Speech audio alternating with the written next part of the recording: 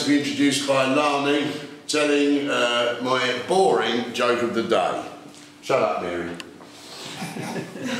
Ladies and gentlemen, at great expense flown especially over here to Skiros Island for your delectation and delight. I present to you the wonderful, the orange-lined jacket, the fabulous Arthur Smith!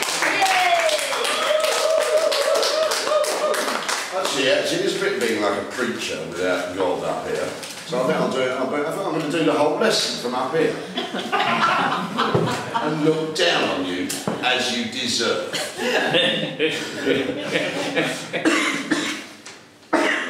A man decides to become a Trappist monk. So he goes to this monastery where there are Trappist monks, and he has to take a vow of silence, because the deal is with these monks, they are only allowed to speak every 10 years. So he signs up and he says to the abbot, the abbot says, "Good luck, my son, and off you go, I'll speak to you again in 10 years' time."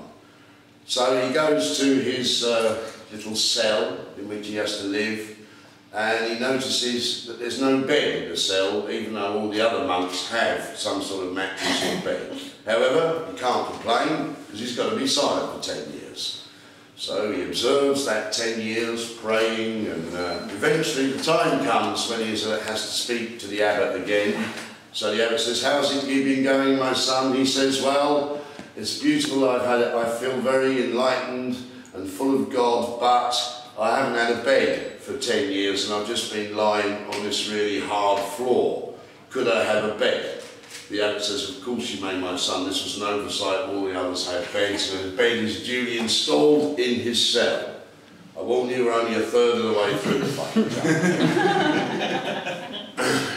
But I might have an interval after the next one. But I do rather love the joke, that's why I didn't get a chance to tell it very often. Anyway, so another 10 years has passed. Another 10 years passes in silent contemplation and prayer. And now the man, as he is now, a monk, what is discovered is that the window has broken in his room, has been blown in by a storm, and it's freezing cold in this monastery and he's just been lying there for 10 years with the wind gusting through, but there was nothing he could say about it because he wasn't allowed to complain about it or speak. So after 10 years he says, the abbot says, "We've done another 10 years, my son. How has it been?" He said, "Well, it's fine, except I've been had a howling wind blowing through and I've been frozen for 10 years. He says, "We shall see to this immediately and have a window installed." So they all go back. The window is indeed duly installed, but 2 days after that, another storm. He's in the most extreme cell in the monastery, and the roof blows off the top of his cell. So for 10 years he has to lie there with the rain, snow beating down in freezing cold. Eventually, after another 10 years, he's now been there 30 years, he says to the abbot, and the abbot says, "How's it been going, my son?" He says, "Well, it's been okay, but I've nearly died many times because, unlike all the other monks, I have no roof on my little cell." So the abbot says, "Yes," and he says, "Well, so I've decided," he says to the monk, "I'm going to leave the monastery." So the abbot says, "Well, if this is your understanding and your decision, then so be it. Off you go, my son."